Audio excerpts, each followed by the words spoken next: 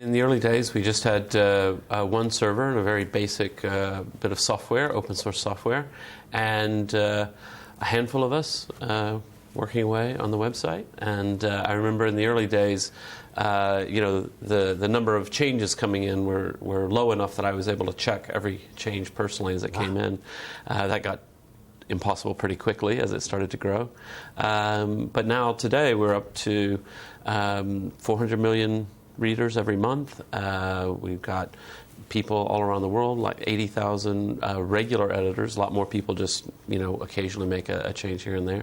So it's quite amazing, really. And just back in those early days, were you the repository, you and your friends, the repository of all the knowledge? I mean, it was a bit like Dr. Johnson's diary. It was, the words he knew at the time. Well, we didn't have very much. I mean, yeah, and there was that. It was, I sort of missed the days when you could be the first person to write Africa is a continent, and he'd say, I discovered Africa, but it's moved on a bit from there. It's moved on a bit, yeah. But, people often remark on, and you've stayed true to the funding formula. Yeah. I mean, you don't want to make money out of it. You're not going to monetize it, as the word is. You rely solely on donations. Yeah, we're a charity, so a charity with the goal of a free encyclopedia for everyone in the world in their own language, and that's always been our mission. We like our model of donations, particularly because the vast majority of money that funds Wikipedia is from the small donors. So it really is a community-supported project, and that gives the community lots of independence. They're not beholden to one big donor's whims or what have you. But you must have had endless Wall Street bankers and others coming along to you and saying, just the odd little advert here and there. Just think what you could make. You could be a billionaire. No one's really asked. And of course, I mean, because Wikipedia is in the non-profit structure, that means I don't own it. It's a charity. So in some ways, it's like, the Red Cross is a really great brand. They should monetize that, turn it into a for-profit, but it doesn't really work. And what about the information on there? As you say, I mean, there's so much out there. I'm a journalist. We obviously use Wikipedia quite a lot, but, we have to treat some of the entries with a degree of caution. People get there. I mean, I particularly remember when it comes to obituaries of people who've, passed on, and quite quickly some rather malicious people get into those web pages and write silly things that they hope then get broadcast. Yeah, exactly. Yeah, no, I think what I always say to journalists is Wikipedia is the best place for journalists to go to find out the questions, maybe not to find out the answers. So particularly if you go to the discussion page, it's always very interesting to read what's the Wikipedia community puzzled about. They'll say, well, this source says this, but that says the opposite. Let's dig around and try to figure out, okay, there's your question as a journalist. Like, let's clarify. Thank you for the advice from the man himself. And what about the issue of high-profile people self-editing? There's this statistic I'm sure you're aware of in the UK that of British MPs, 650 of them, 1 in 6 of their entries have been edited from within Parliament. Should we be suspicious? Well, that's interesting, although sometimes I'm not so sure it's them editing or their opponents, so you're never quite sure. It's something that we very much discourage, and usually if people come in and try to puff themselves up or whatever, it doesn't last for very long, because if they don't have good sources and so on, and it's just not really it's not actually your best strategy. If you see some problem with your Wikipedia entry or something you'd like to be covered that isn't, the best thing to do is just send us an email. I've got a great community of volunteers who are interested in making it right. So people will get themselves into more trouble by, underhanded tactics than they should.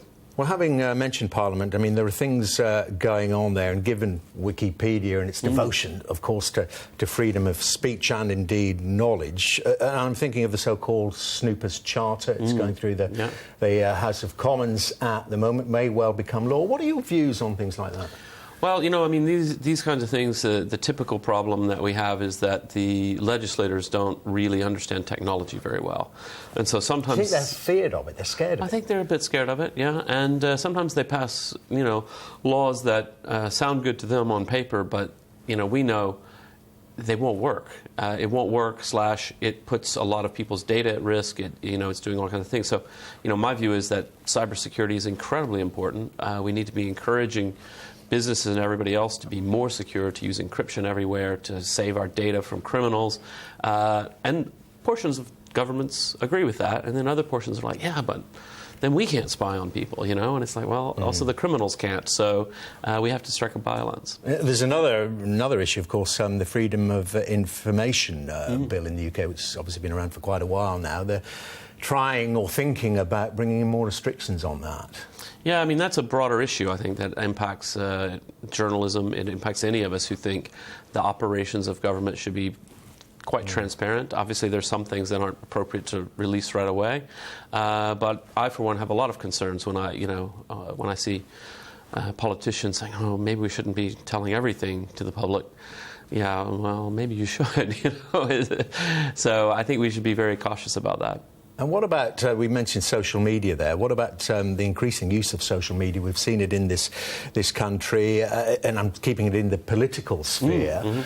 You know, a lot, within the Labour Party, which I know you followed there, the leadership campaign, within the Labour Party, people saying, well, some MPs are getting an awful lot of abuse from friendly fire from within their own party. Yeah. I mean, I do think, one of the things that's easier for us at Wikipedia is that we've always said we're a project to build an encyclopedia, so we're not the place to come and rant and post random opinions, not even in the discussion pages. If you come to a discussion page of an MP and you just start ranting about how much you hate them, people say, well, what does that got to do with improving the article, which is what we're here for?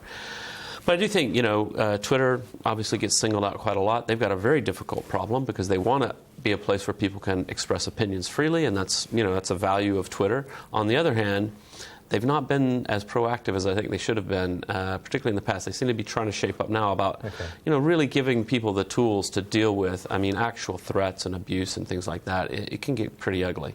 And lastly, do you still think Jeremy Corbyn's talking about Labour? Do you still think Jeremy Corbyn's bonkers? You tweeted that, didn't you? I did, in a moment of emotion. I try to stay out of politics, generally speaking. I'll just put it this way. I think that the chances of a Labour government in the next election are as close to zero as you can get. And that's where it stands today. Because of Jeremy Corbyn's leadership? Because of Jeremy Corbyn's leadership, yeah.